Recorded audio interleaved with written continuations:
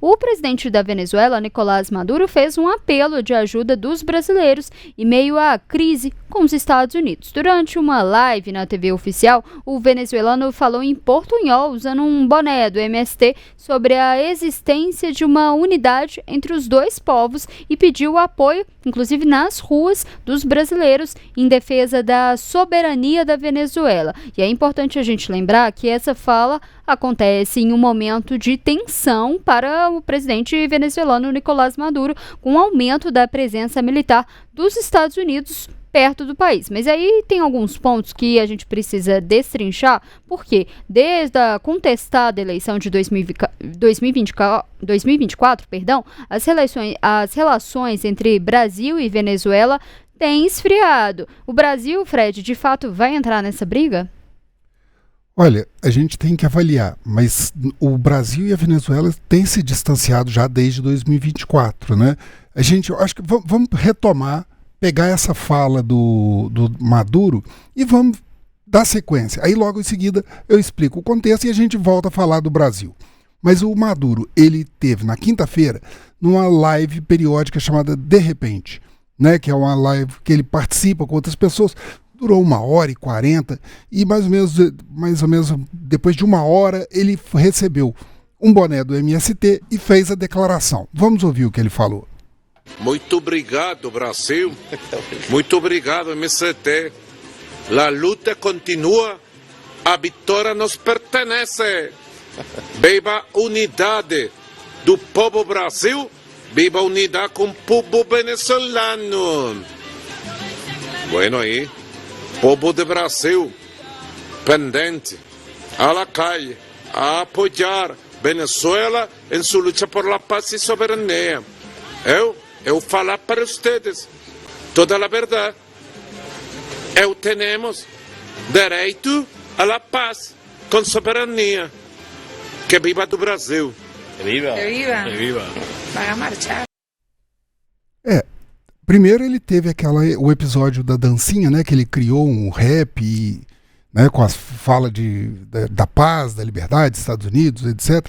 E agora tem esse momento em portunhol que também tende a ganhar uma certa visibilidade. E até com o boné ali do MST. Do Movimento do Sem Terra. É um apelo, etc., mas é um apelo pessoal num momento de bastante tensão. O Brasil não se posicionou formalmente, o Itamaraty ainda não se posicionou formalmente sobre isso. Extraoficialmente, você vê algumas notícias, por exemplo, no caso, a Folha de São Paulo divulga, né, o que eu ouvi em off. Uma fonte oficial diz que o Brasil não pretende conceder asilo ao Maduro, no caso ele ser destituído num conflito com os Estados Unidos, né? E as relações estão bem frias já há um bom tempo. Em 2024, com as eleições presidenciais que foram amplamente questionadas, porque a oposição tinha vindo de umas prévias muito bem posicionadas, com uma votação muito grande, no resultado eleitoral havia indicações de que a oposição havia vencido, mas não houve uma revisão transparente dos votos. O Brasil não reconheceu oficialmente a eleição. Na posse de Maduro, o presidente Lula não foi, né, e mandou uma embaixadora. Isso daí já começou a ter um certo esfriamento das relações. Durante as eleições, mais ou menos em julho, etc., o Hugo Chávez, já percebendo esse distanciamento político, etc., ele criticou o sistema eleitoral brasileiro, dizendo que ele não era auditável, né, porque a gente tem votação eletrônica. Ele voltou a criticar posteriormente, em novembro, e apareceram também em redes sociais ligadas às Forças Armadas da Venezuela algumas mensagens, assim, por exemplo, com a bandeira do Brasil, uma pessoa na penumbra, que aparentemente seria o presidente Lula, e falando assim, quem se mete com a Venezuela se dá mal, né? Então isso dali foi gerando uma animosidade. O Itamaraty, na época, se posicionou, se dizendo surpreso com o tom ofensivo dessas mensagens. Houve também na virada do ano, em outubro, um outro episódio que complicou bastante as relações foi o veto do Brasil à entrada da Venezuela e da Nicarágua aos BRICS, quando teve aquela adesão grande, né, mais ou menos 19 países que estavam se envolvendo na formação dos BRICS. A Venezuela acabou ficando de fora. Isso daí foi levando uma certa tensão, a relação foi se desgastando, e em janeiro, quando houve uma série de prisões na Venezuela, inclusive uma detenção que hoje Prêmio Nobel da Paz, Maria Corina Machado, o Itamaraty também soltou uma nota falando que deplorava essa situação, o agravamento da violência no país com prisões consideradas arbitrárias. Então isso daí já levou um distanciamento e mostra também o que o Brasil está sendo um pouco mais pragmático em relação a isso. Mas a Venezuela faz parte da estratégia da diplomacia brasileira e do presidente Lula de formação de um bloco de cooperação sul-sul, né? Ou seja, América Latina, África, países do sul da Ásia, que teriam mais uma contraposição aos interesses da Europa e Estados Unidos, né? E tem mais um fator que a gente não pode esquecer, que é o Brasil estar no meio de uma negociação para a suspensão definitiva do tarifaço. Nem todos os produtos foram excluídos, ainda há produtos de exportação brasileiros importantes que continuam sofrendo o tarifaço, né, acima de 40%.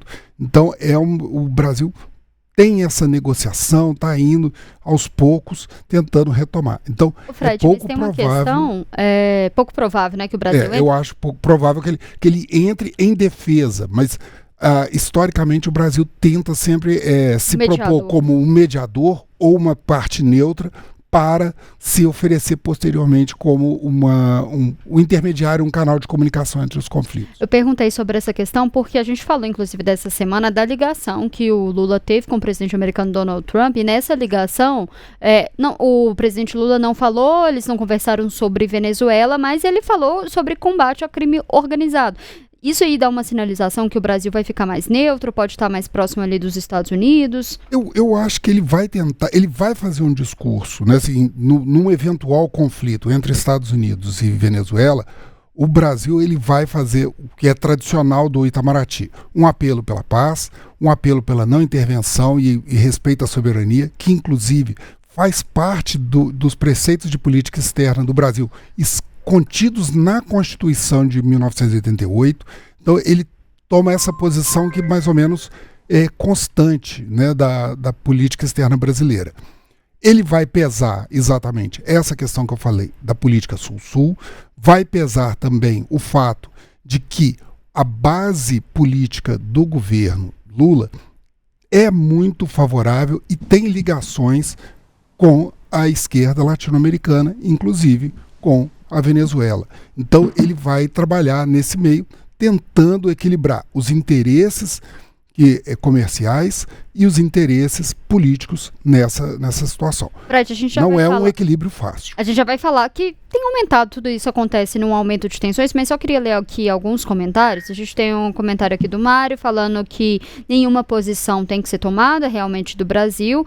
É um absurdo um país soberano ser invadido, atacado com o pretexto de combater o tráfico de drogas, sendo que a maioria entra pelo México, falando ali sobre a questão dos Estados Unidos. A gente tem alguns outros comentários aqui do Geraldo também, criticando o líder venezuelano, Nicolás Maduro. A gente também tem aqui falando que o Brasil não tem que se envolver mesmo nessa questão. E aí eu vou dar o resultado parcial aqui da nossa enquete. A gente te perguntou como que tem que ser a posição do Brasil em um eventual conflito entre Venezuela e Estados Unidos. 63% acredita que o Brasil tem que ficar do lado dos Estados Unidos, 15% acredita que tem que manter total neutralidade e 10% atuar apenas como um mediador. A gente já vai continuar falando sobre essa questão aqui da Venezuela, mas só queria chamar o Renato aqui também, porque, como o Fred mencionou bem, a Venezuela, o líder venezuelano, convocou ali os brasileiros para irem às ruas para poder discutir a questão e defender a soberania da Venezuela.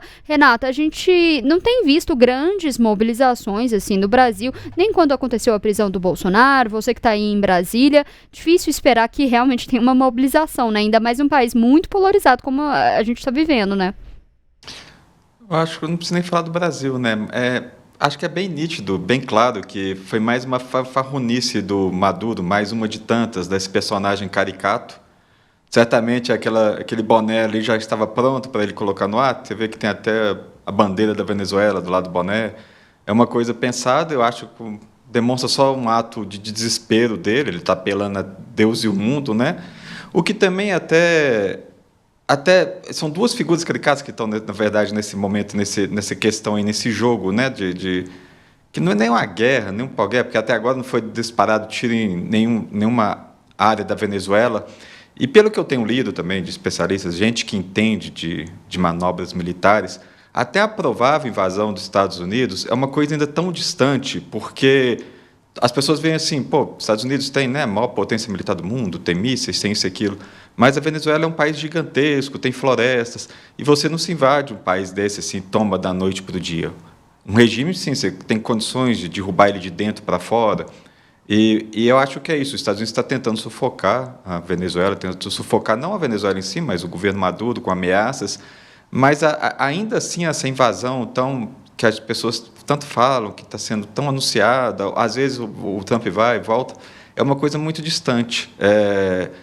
E, ao mesmo tempo, se isso é distante, você imagina o povo brasileiro ir para a rua para defender o governo Maduro no ano pré-eleitoral, sabe, fim de ano, Natal, não é muito improvável, não, é completamente improvável que isso aconteça. É só uma bravata do Maduro mesmo, só para chamar atenção, o apelo que ele está fazendo, para falar, talvez mais internamente para os venezuelanos, olha, estamos aí com o apoio dos brasileiros, estamos buscando apoio deles, ganhei aqui um boné do MST. Mas, na prática, isso não tem efeito nenhum. Também não vai sensibilizar o governo federal, que se distanciou e muito, como o Fred já falou, do governo Maduro. E agora, no ano pré-eleitoral, que não vai querer arrumar esse problema para ele, não vai querer se reaproximar do governo Maduro, não tem nada a ganhar com isso. Ainda mais que está no meio de negociações com o governo Trump, negociações que estão avançando a cada semana, que surpreendentemente está indo muito bem, eles estão realmente se falando de forma bem civilizada, o Trump, como deve ser o Trump e o Lula. Então, é só mais uma aparição caricata do Maduro numa declaração sem efeito prático nenhum. O que a gente tem que esperar mais é a movimentação dos Estados Unidos, ver também se não vai ficar só nessas ameaças do Trump, se vai falar, ou se vai ter algo mais efetivo daqui para frente. É provável que tenha.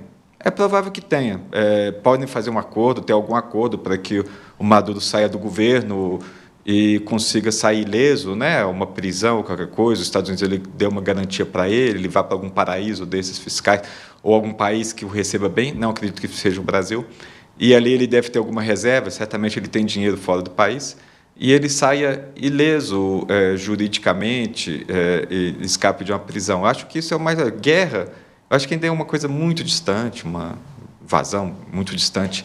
E o Brasil se posicionar também, nesse momento, de um lado para o outro, também é muito improvável. O Brasil vai ficar neutro, no máximo ele vai fazer vai se oferecer a fazer um papel de mediador, que talvez nem seja preciso também, não. Acho que as coisas vão se dar entre os dois governos. O Trump já falou com o Maduro mesmo já admitiu que conversou com o Trump. Talvez eles cheguem a um acordo para haver não invasão, para o Trump se retirar do governo, o Maduro se retirar do governo e ir para algum lugar, ou talvez até não aconteça nada também. E se não acontecer nada, se o Maduro não sair do poder agora, com essa pressão do Trump, ele vai ficar mais fortalecido. Ele vai, internamente, ele vai usar isso como propaganda política e vai dizer que saiu vitorioso, que derrotou os Estados Unidos. Esse é um risco que os Estados Unidos correm. Mas o Brasil, eu não creio que ele vai se meter nessa briga, não. Já está bem claro desde o início do governo Lula que ele não quer mais, não há mais esse diálogo com Maduro e o Brasil, o governo Lula não tem nada a ganhar com uma reaproximação com Maduro, muito menos em meio a um conflito com os Estados Unidos, e menos ainda em período pré-eleitoral. O Brasil já está com problema demais, né, Fred, também, e aí o Renato falou muito bem sobre essa questão, mas a gente também tem visto um aumento também das tensões, né? Sim, nós estamos no momento seguinte, já tem mais de 4 meses que há um alerta do Departamento de Estado para viajantes para terem cuidados, evitarem a região. Houve uma atualização agora no dia 3, no relatório da Embaixada da Venezuela, dos Estados Unidos, né? Foi no dia 3, ele entra com a seguinte informação, né? Recomenda-se fortemente que todos os cidadãos americanos residentes permanentes legais na Venezuela deixem o país imediatamente. Isso vem no rastro daquele anúncio do dia 21 de novembro, né, para restrição dos voos. Houve uma comunicação, inclusive, pelas redes sociais do Donald Trump, que ele cita assim, que terroristas, traficantes e as pessoas que tivessem interesse não usem o espaço aéreo, né? Tem um momento de bastante movimentação, não é brincadeira essa movimentação, concordo com o Renato, uma invasão terrestre é muito pouco provável, até porque a estratégia do governo Trump em relação aos conflitos é pontual, da forma como nós vimos no caso do Irã, né? Se você participa com um bombardeio específico e depois faz uma oferta para a suspensão do conflito, uma oferta de paz. Esse tem sido o mote do governo Trump, que ele chama de a paz pela força.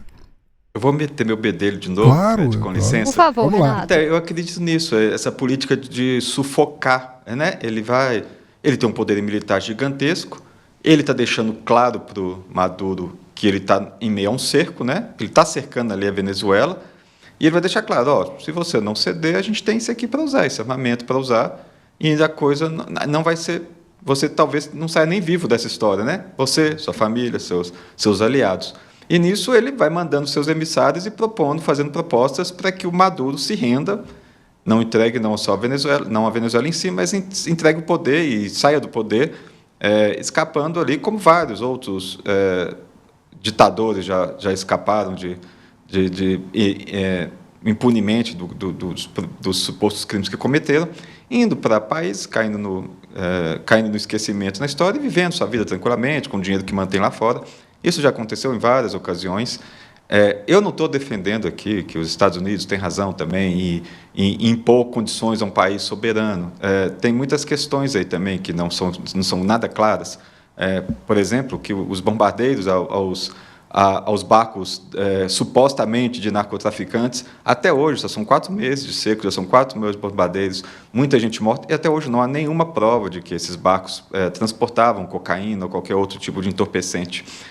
E também a gente sabe que não é verdade que a Venezuela é o maior exportador de drogas para os Estados Unidos. Não é. A Venezuela não é o maior exportador, nem produtor de cocaína, nem de droga nenhuma, e nem é o maior...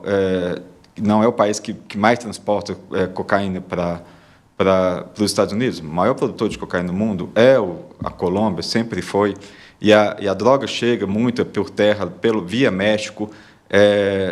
Então, assim, a gente acha que sempre não dá para ser inocente. É muito claro que também não há, que o que está acontecendo não é a questão das drogas, não é isso que motiva todo esse cerco à Venezuela. Há várias outras questões em jogo aí. E interessante, essa semana mesmo aconteceu, né? Temos um brasileiro, o único brasileiro até agora, na verdade, envolvido no conflito que a gente ouviu dizer, é o Joesley Batista. Ontem o Fred, inclusive, falou sobre isso. Isso aí, esse foi tema de debate ontem. Então, assim, o Maduro apelou para o Lula, apelou para o MST e tal. Não, de fato, até agora, quem está envolvido, a única pessoa que a gente sabe envolvida no conflito e que também... né, são fontes bem fortes, falaram que ele teve, é um mega empresário do agronegócio, que também mediou o conflito Brasil e Estados Unidos na questão do tarifácio, né? Então, assim, então eu acho que é isso. O Trump vai continuar cercando a Venezuela. Eu acho que ele vai mandar mais navios para ali, vai mandar mais aviões.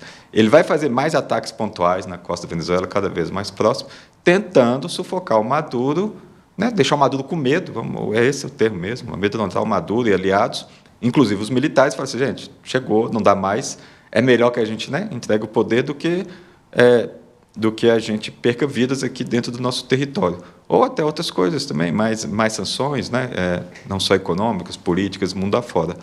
Agora, a questão do MST ir para a rua em favor do Maduro, Brasil, a população, isso é nada. A gente tem muitos comentários aqui falando justamente sobre essa descrença aí da população, alguns comentários falando, inclusive, que política de intervenção em um país soberano, o comentário aqui do Mário, é um absurdo, e falando que os Estados Unidos, o que na verdade os Estados Unidos quer da Venezuela é o petróleo. A gente tem aqui outros comentários falando assim que defendendo o governo de Nicolás Maduro, falando que a Venezuela é revolucionária, e a gente tem uns comentários aqui, ninguém vai às ruas a favor da Venezuela, porque só se for os venezuelanos, e tem gente, pelo povo venezuelano sim, mas pelo Maduro não. Então a gente vê também muito dividido, mas a maioria, inclusive na nossa enquete, acha que o Brasil não tem que se meter nessa. Eu concordo com o Renato mais uma vez, acho que não há nenhum clima para a população brasileira querer se envolver com isso. Agora tem uma coisa que a gente tem que colocar em contexto, né, da dimensão, porque a preocupação do Trump não é exclusivamente a Venezuela. E isso foi divulgado hoje, também de ontem para hoje, com a publicação da nova Estratégia de Segurança Nacional dos Estados Unidos. É um documento importante, apesar de curto, são 33 páginas. Mas ele demonstra o que é o foco da ação e da segurança dos Estados Unidos. E nesse documento ele fala muito claramente, é a defesa hemisférica, é a reedição da doutrina Monroe, né, de 1823, da América para os americanos, é evitar que outras nações interfiram na área de interesse dos Estados Unidos, tanto de ocupação quanto de mobilidade logística. Então, para o Pacífico Sul e o Caribe são áreas estratégicas para os Estados Unidos, como segurança, por causa do Canal do Panamá, por conta do tráfico naval das Américas, as passagens. E ele coloca mais duas ameaças que são citadas nominalmente.